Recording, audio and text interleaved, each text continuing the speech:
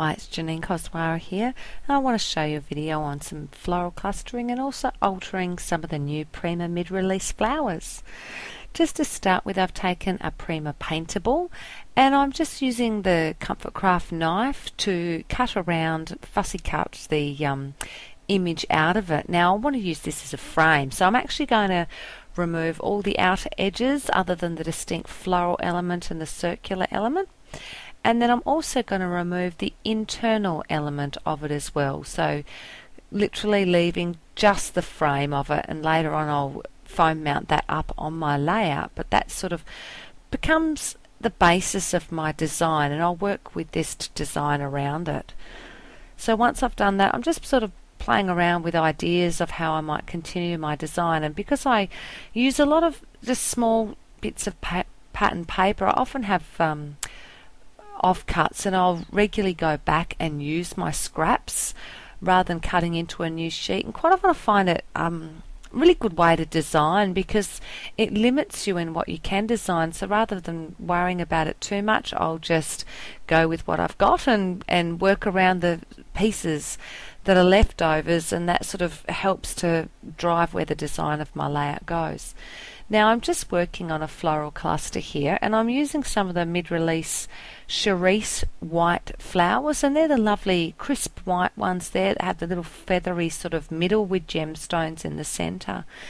And they're the ones I plan to alter later on. I've mixed them with some of the metallic silvers and also some of the Charlotte Snows, which are your other white flowers that will end up padding out the design in the floral cluster. Now, to alter this flower, I've just taken my chalkboard glimmer mist, and then I've created a little bit of a mask sort of for the flower, because I originally thought about just colouring the top layer of the flower, but then after I'd done it I sort of thought, oh, it's a little bit stark, the apricot, compared to the white, so I did go back then and colour in the under petals just a little bit lighter, but still with a little bit of colour. And on the second one I actually just put my hands over the layers and did it that way, and figured, oh well, I'll clean my hands up a bit later.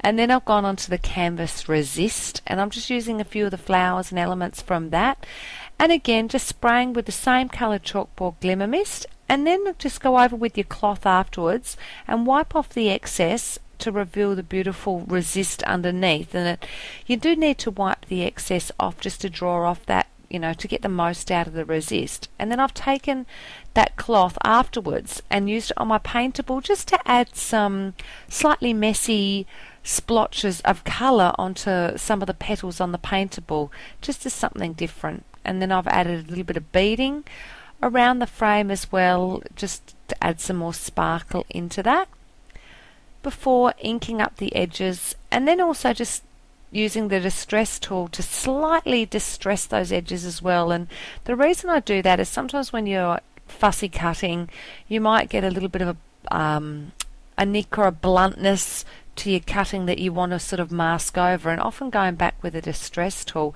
softens those edges and just takes away any sharp sort of edges, and distressing it just adds that little bit more dimension. Now I tend to have a bit of a joke that I ink and distress all my layers on my layouts. It's just something that I always do. I always love the effect and just the way it can add slightly to the overall appeal of the layout. And I'll go back and bit by bit I'll add those layers back in, just making sure I'm happy with the placement before inking, distressing, and then sticking down the different layers. And just by doing that, I know that it's going back in the right place, because I tend to design everything first and then stick it all down afterwards, and it's always a bit of a fear that I'm not going to get it back down right. So I tend to just realign it all and then just lift a slight little bit, stick it down quickly, and make sure the rest is still looking where I want it to be before sticking down the next layers. And just as you can see, I'm putting them back and taking them away and sticking, and just repeating the process over and over till I get the multiple layers down. And when you're dealing with so many different layers, you do need to do it this way rather than sort of just hoping that you'll remember it, because I find that I don't really tend to remember exactly where things went. It's better just to keep looking and checking that I'm happy with the placement as I'm going. You could take a photograph, and I have done that on occasions, but then I often find that I'm a little bit lazy and don't go back look at the photograph carefully enough. So by trying to hold it in place as much as possible and removing the entire layer off and then sticking the one below it down and then putting it all back on top, I tend to find that's a little bit more successful in keeping it the same way as I designed it. Now I just used some foam mount tape underneath that paintable element. That just lifts it up off the page, gives it a little bit more oomph, and makes it a little bit more noticeable as part of the design element. And lifting it up just helps to show its importance on the layout as well and draw it to your attention a little bit more. And I'm using that paintable element with the flowers to give me an idea of where my own flowers that I've altered are going to go in the whole cluster. Now it's really important when you're using your larger flowers to put them down first. I find once you're working with your large flowers first, it then allows you to see and fill out the rest of the cluster, and you can put little elements under and over and sneak them further in if you need to, or cover more of a lower layer by putting them under those larger petals and stuff until you're happy with how the design looks. But by having those large ones there first, you're set with where it's going to go, and you just keep building it around that until you're happy with the balance. And you'll notice I've got the different colours coming out at different elements. I try to balance them so they're not all in one spot, and so they have a flow to the layout and help you draw your eye across the page as well.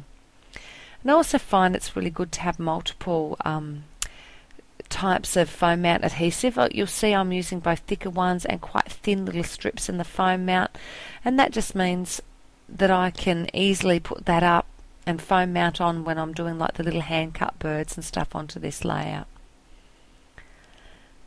And they just add a little bit more dimension. And then you can also use your distress tool to distress up a photograph, and I've done the usual bit to distress the edges, and now I'm going over the top of the edges with a little wild brush that's on the bottom end of the distress tool, and that really adds to taking off that top layer of the photo and revealing it to the white core, and gives a beautiful shabby chic appearance to the photograph, and just another way to utilize all the benefits of what the distress tool has to offer. Now I'm actually using some little silver stars. They're a bit hard to see here, but even when you've got older product, don't forget about it. You can go back and find that sometimes those older products are perfect, and to me the silver stars really were a great addition to this floral cluster. I cut it up, used it in sections, used a bit of foam mount adhesive underneath them, and it just adds that little bit of dimension. And finally I'm going to add some Winsor & Newton watercolor iridescent medium on top of my flowers. This is one of my favorite techniques when I'm altering flowers.